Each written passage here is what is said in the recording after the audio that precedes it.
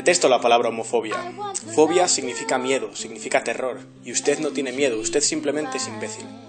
Así hablaba el actor Morgan Freeman sobre la homofobia. En 2005 España se convertía en el tercer país del mundo en legalizar el matrimonio homosexual. Pero no nos engañemos, quedan muchos retos por conseguir, y aunque se pueda hablar de un avance, esto para nada es una victoria.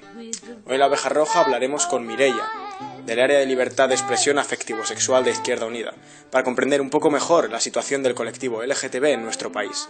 Bienvenidos a La Oveja Roja.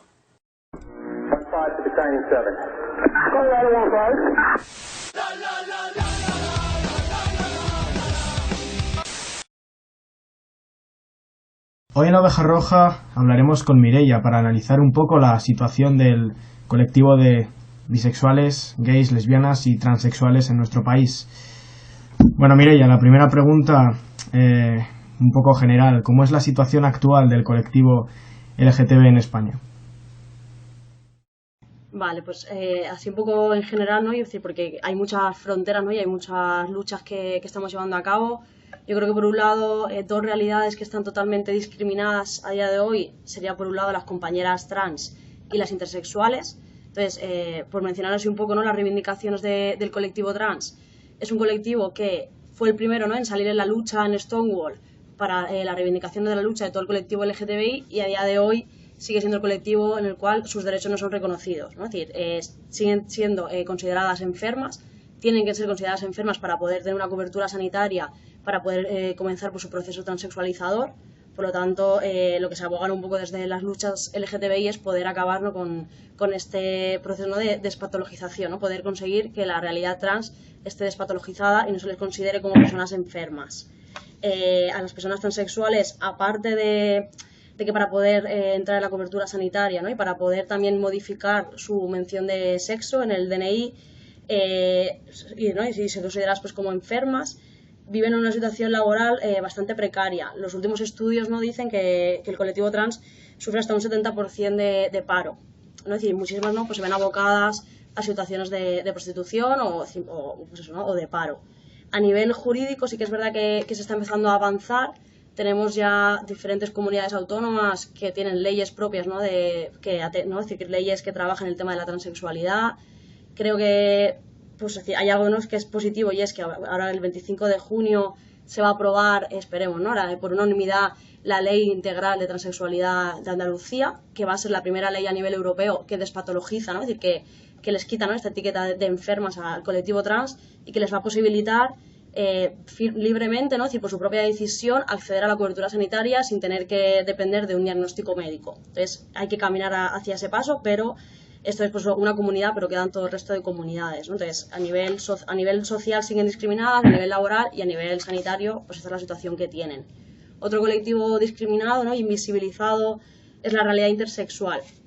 Es una realidad pues, que es invisibilizada, ¿no? Y es ignorada por la sociedad en general, y sobre todo también por los discursos médicos, ¿no? Porque principalmente el colectivo intersexual lo que ataca directamente, ¿no? Es esa diferencia que hay, ¿no? Es esa diferencia normativa que se supone que tiene que haber entre un macho y una hembra, ¿no? Esa diferencia que nos han contado natural entre sexos. Entonces, evidentemente la intersexualidad ataca directamente a esa diferencia entre macho y hembra. Y por lo tanto, ¿qué ocurre, ¿no? con el colectivo intersexual? Es que se ven abocados, ¿no? Se ven obligados por los médicos, ¿no? A una transformación quirúrgica, a adaptar, ¿no? A asimilar su cuerpo a uno de los dos patrones, ¿no? O al patrón macho o al patrón hembra, sin poder realmente los bebés transexuales pues vivir su intersexualidad, y cuando sean mayores pues decidir realmente sobre su propio cuerpo, que es lo que tendría que ser. Siguiendo un poco con las letras, ¿no? Pues esta es la situación de la T, ¿no? De las trans, de las intersexuales.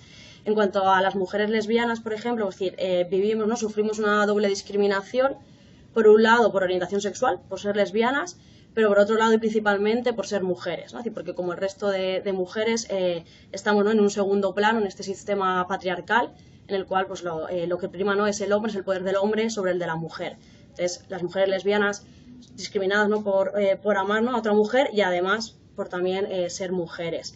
En este sentido, siempre, ¿no? se aboga un poco por reivindicar, ¿no? la visibilidad de la mujer lesbiana, la visibilidad en la sociedad, en el trabajo y también, ¿no? en la medicina, ¿no? La visibilidad en esos protocolos ginecológicos que nos invisibilizan y consideran que lo normal, ¿no? es una relación pues, heterosexual. en cuanto a esto, es decir, en cuanto, por ejemplo, al tema del trabajo, al ser mujeres, evidentemente sufrimos, ¿no?, una mayor discriminación porque estamos, ¿no?, en situaciones de peores empleos que los hombres, cobramos menos que los hombres, entonces salir del armario siendo mujer es más complicado porque hay un mayor miedo, ¿no?, a un rechazo social y que al final pues acabes, ¿no?, engordando más aún estas listas del paro, que ya de por sí las mujeres ocupamos más que los hombres. Luego, otra realidad que sufre una doble discriminación es la realidad bisexual, tanto dentro como fuera del propio colectivo LGTBI, sobre todo decir porque hay ¿no?, como un desconocimiento, ¿no?, social de que es ser bisexual, ¿no? Y sobre todo porque también atacan, ¿no?, a este sistema binario, ¿no?, el sistema binario de o eres homosexual o eres heterosexual, ¿no? Es decir, pero las dos cosas, ¿no?, como que no se entienden. Entonces también nuestros compañeros bisexuales pues sufren esta discriminación. Luego, centrándonos un poco en el tema de la juventud LGTBI, tenemos una juventud, se supone que estamos en un sistema de la información y que todo, ¿no?, es decir, tenemos internet, nos podemos enterar de lo que pasa al otro lado del mundo, pero sin embargo nuestros jóvenes, ¿no?, continúan sin tener referentes LGTBI, ¿no?, continúan a veces, ¿no?, pues no pudiendo explicar, ¿no?, qué es lo que les está pasando porque no tienen referentes, ¿no?, y porque los medios de información asumen esta heteronormatividad, es decir, que lo normal no es ser heterosexual, y eso es lo que muestran. Por lo tanto, tenemos jóvenes que se están educando sin referentes. Además de esto, tenemos una educación en la cual viven una grandísima violencia, es decir, cada vez hay más acoso LGTBI-fóbico en nuestras aulas. Por ejemplo, ¿no?, pues uno de los estudios que sacó la Federación Estatal de Lesbianas, Gays, Transexuales y Bisexuales decía, ¿no?, que más del 50% de los adolescentes sufren, ¿no?, acoso escolar y que hasta un 17% ha intentado suicidarse. Entonces, esto es una realidad, es decir, que está en nuestras aulas, una violencia que están viviendo nuestros jóvenes día a día, y ante esto la única respuesta es mirar hacia otro lado, ¿no? Es decir, tenemos un profesorado que no está formado y un profesorado que prefiere pues, no solucionar un poco estos temas porque tampoco saben cómo hacerlo. Entonces, pues giran hacia otro lado, ¿no? Entonces, invisibilizan esta violencia que realmente está pasando y cada vez hay más casos y esto sigue aumentando. Y a esto no se le suma, pues que vivimos, ¿no?, en un sistema neoliberal, un sistema en el cual el Partido Popular, ¿no?, todas las políticas que ha llevado el Partido Popular y anteriormente el Partido Socialista atentan contra la ciudadanía, ¿no? Es decir, nos recortan, nos mandan, ¿no?, a la precariedad y llevan a cabo políticas neoliberales de recortar la sanidad, recortar la educación. Entonces, en cuanto al sistema educativo, pues tenemos un desmantelamiento, ¿no?, de lo público, nos están pues, privatizando cada día más la enseñanza, y ante esto pues nos están, ¿no?, dividiendo la educación en sistemas de élites, ¿no?, es decir, educación para élites y una educación, ¿no?, de segunda, para la gente pues, trabajadora y para la gente más precaria. Y a esto se le suma, ¿no?, pues esta eliminación de la educación para la ciudadanía, que era la asignatura, es decir, que mejor o peor, pero sí que intentaba pues trabajar un poco la diversidad afectivo-sexual dentro de las aulas y podía ser un poco el medio para acabar con esta LGTBI-fobia que hay en las aulas. Entonces, eliminan educación para la ciudadanía y además le dan más horas a la religión, con todo esto lo que supone. Y siguiendo un poco también con el tema de los recortes, tenemos, ¿no?, una sanidad también recortada, y esto repercute directamente a la gente, ¿no?, que vive con VIH.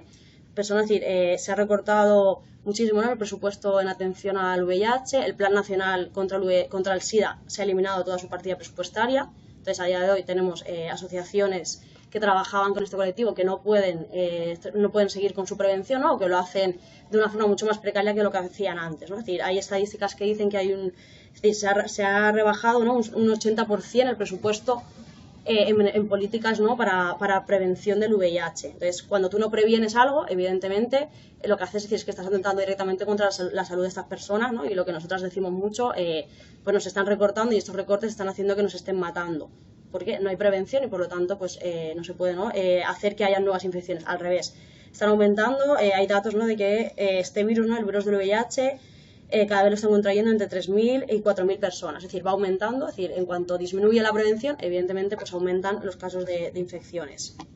Luego, es decir, otras batallas que tenemos que seguir dando, sobre todo el tema del LGTBI en lo rural, ¿no? Es decir, ahí es un espacio pues, muchísimo más violento, un espacio muchísimo más, pues, más machista, ¿no? Es decir, más conservador, en el cual pues, ser LGTBI, la verdad es que es una verdadera batalla cada día, ¿no? Es decir, no hay estudios de cuál es la realidad en estos lugares. Entonces, pues cuando no hay estudios tampoco hay como políticas, ¿no?, para atenderlos. Y luego, por último, también, ¿no?, los grandes olvidados. Estamos en un sistema capitalista, lo que importa es la producción. Entonces, cuando dejas de producir, cuando ya no eres un agente que produce, pasas a estar relegado socialmente. Y eso es lo que le pasa, ¿no?, a nuestros mayores, ¿no?, y a nuestras personas mayores LGTBI, que evidentemente decir como personas mayores pues están relegadas y aparte al ser LGTBI vuelven otra vez, ¿no?, a entrar al armario, ¿no? Es decir, se encuentran pues en residencias que no atienden su diversidad afectivo-sexual y entonces es importante, ¿no?, pues poder encontrar que estas personas pues eso, encuentren espacios de socialización, ¿no?, espacios de encuentro con sus propios compañeros. Entonces esto sería un poco el marco general de todas las luchas que hay a día de hoy en España, bueno, y a nivel internacional. Claro, de esa separación de sexos de la que hablabas al principio, surge ese concepto tan arraigado de la familia, del hombre, la mujer y el hijo o los dos hijos. Y bueno, de ahí surge una duda que te voy a plantear. ¿Hasta qué punto es injusta la adopción en las parejas homosexuales hoy en día en España? ¿Hasta qué punto podemos hablar de injusticia, de discriminación? A ver, es cierto que cuando se aprueba, ¿no?, la ley del matrimonio igualitario, pues entonces se posibilita, ¿no?, se contempla la adopción. Es cierto que en España sí que ha habido algo positivo, ¿no? Es decir, que sí que hemos sido pues, uno de los primeros países que ha establecido la igualdad total, ¿no?, en lo relativo al matrimonio y a la adopción entre parejas homosexuales. Pero lo que sí que ocurre es que hay unos protocolos, ¿no?, unos procedimientos muy burocráticos que lentecen, ¿no?, es decir, que retardan mucho el proceso de adopción. Entonces son muchísimos los casos de parejas homosexuales que solicitan la adopción y tardan muchos años en poder, pues al final construir su propia familia. Entonces, pues sí que hay muchos baches en ese sentido. Y aquí yo lo que sí que quería comentar también, aparte del tema de la adopción, es que, pues no, y en parte de todo este tema, ¿no?, de la maternidad normativa, ¿no?, esta es la familia normativa y lo que nosotras construimos, ¿no?, pues no son familias normativas para este sistema heteropatriarcal. Es lo que ocurre con las mujeres lesbianas y bisexuales y también con las solteras después de estos últimos meses, cuando se les ha, ¿no?, sacado de la cartera la reproducción asistida para mujeres lesbianas, bisexuales y solteras. Es decir, no se nos permite, ¿no?, poder construir nuestra propia familia, es decir, se nos condena, ¿no?, es decir, al no tener varón, pues por lo tanto se nos retira la posibilidad de ser madres por la sanidad pública, que es un derecho que tendríamos que tener. Entonces, aquí sí que vivimos pues una doble discriminación, es decir, una discriminación por nuestra orientación sexual, una discriminación pues por no querer constituir una familia junto a un hombre, y una discriminación también, ¿no?, es decir, un sesgo también de clase. ¿Por qué? Porque las clínicas, ¿no?, de fertilidad privadas van a seguir estando, pero son clínicas en las cuales los procesos de reproducción asistida son enormemente caros, procesos a los cuales, es decir, una mujer, ¿no?, lesbiana, bisexual o soltera de clase media, ¿no?, es decir, o precaria, no va a poder acceder. Por lo tanto, se está impidiendo, ¿no?, se está impidiendo un derecho fundamental y es al de poder construir nuestra propia familia.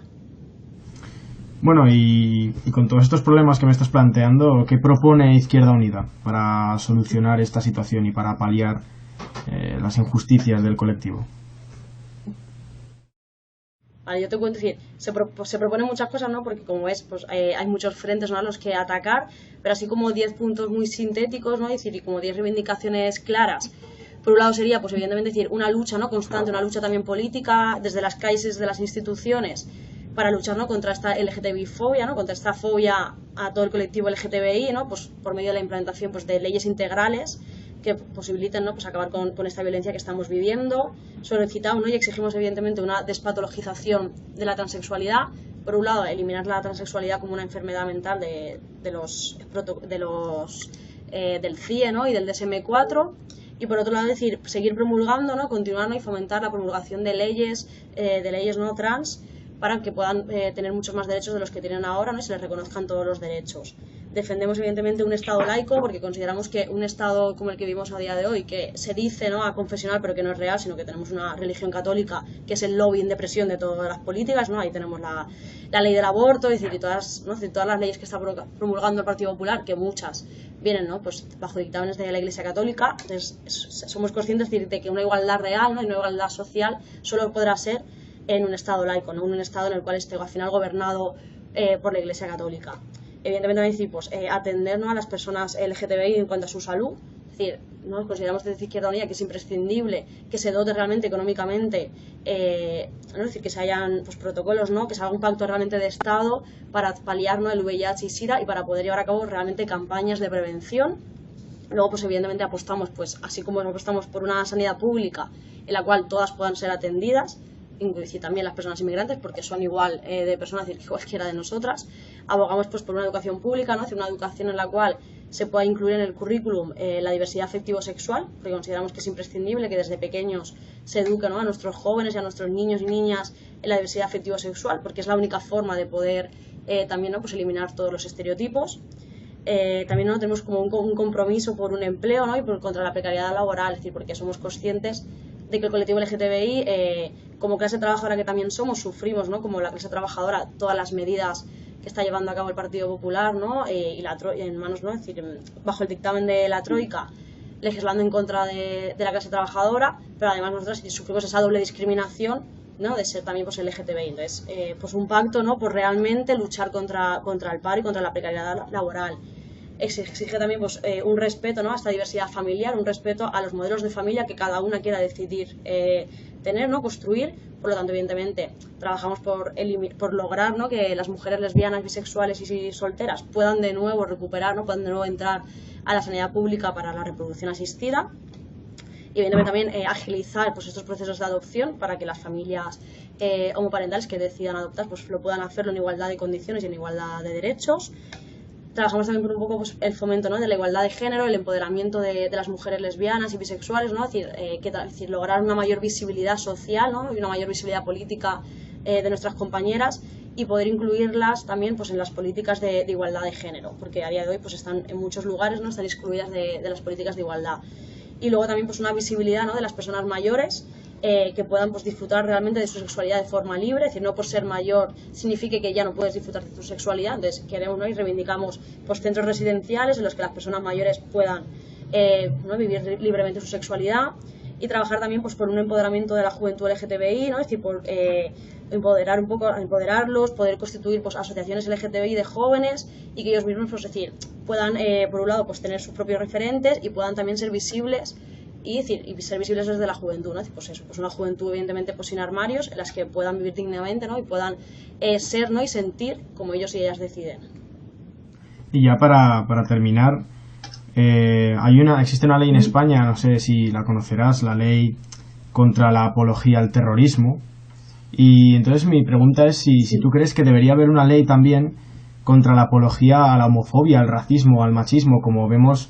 Por ejemplo, hace poco veía a un partido nazi organizar un mundialito de fútbol por la familia, vamos, contra el matrimonio homosexual. ¿Tú crees que debería haber leyes que controlan estas manifestaciones de odio? A ver, yo creo que por un lado, entonces, a veces no se dice, no hay que censurar, ¿no?, las opiniones de la gente, es decir, pero cuando la opinión, ¿no?, es decir, o cuando una acción como esta no es censura eliminarlo, es que estas personas están atentando directamente, ¿no?, contra los derechos de un colectivo. Entonces, yo creo que en ese caso tolerancia cero, ¿no?, es decir, tolerancia cero hacia ataques como este, ¿no?, es decir, no puede, es decir, tiene que haber, ¿no?, una impunidad ante este ataque, es decir, cuando estas personas no hacen esto, vale que es lo que piensan, que creen así, pero yo no sé si lo mejor es que sea una ley, ¿no?, que elimine esto, es decir, pero lo que sí que es necesario, ¿no?, es decir, que todas las situaciones de violencia, porque este acto, ¿no?, es decir, hacer un mundialito por la familia, para mí es atacar directamente contra los derechos de un colectivo, que es el colectivo LGTBI, ¿no?, que tienen otra forma de constituir otro tipo de familia. Pues todos estos actos deben de ser investigados, ¿no?, y deben de ser condenados públicamente, y eso es algo que falta, ¿no? Es decir, vemos en las televisión, ¿no?, en los periódicos miles de obispos, de sacerdotes LGTBI fóbicos, ¿no?, es decir, que nos condenan, que nos insultan, ¿no?, que nos discriminan, y sin embargo eso se muestra en la televisión, pero no hay una condena real, ¿no?, una condena social de lo que están diciendo. Entonces sí que es necesario que realmente haya una denuncia, y por otro lado decir que en los medios públicos, ¿no?, que en los medios de información también los movimientos sociales LGTBI, ¿no?, también el propio colectivo LGTBI pueda estar presente, porque no lo está, ¿no? Es decir, porque lo que sale en la televisión son por las declaraciones LGTBI fóbicas, pero no salen todo el trabajo, ¿no?, que los movimientos sociales LGTBI hacen en las calles, ¿no?, y hacen en las instituciones para lograr pues, la conquista de sus derechos, ¿no? Entonces sería importante pues, darles estos espacios, seguir condenando, y hay que condenar, ¿no?, y cero impunidad ante estos ataques, ¿no?, ante esta violencia. Y evidentemente decir, esto también pasa por eliminar, ¿no?, los privilegios de la Iglesia Católica, porque no digo, decir, muchísimas de estas acusaciones, ¿no?, que se están llevando a cabo contra el colectivo LGTBI son acusaciones directamente que vienen de la Iglesia Católica. Entonces, paliando, ¿no?, es decir, eliminando este privilegio y sobre todo principalmente pues pudiendo condenar, es decir, que se condene realmente tanto en los medios de comunicación como en las propias instituciones políticas, que se condene cualquier caso, ¿no?, es decir, cualquier acción que atente directamente contra los derechos y contra las libertades de un colectivo, como es en este caso el colectivo LGTBI. Bueno, pues muchas gracias por haber estado con nosotros. Esperemos que el colectivo LGTBI siga conquistando los derechos que le pertenecen, con la ayuda de una población concienciada desde pequeñitos, que no se eduque a la gente en el odio ni en la discriminación de cualquier tipo. Esto ha sido La Oveja Roja, periodismo anticapitalista y feminista. Hasta otra.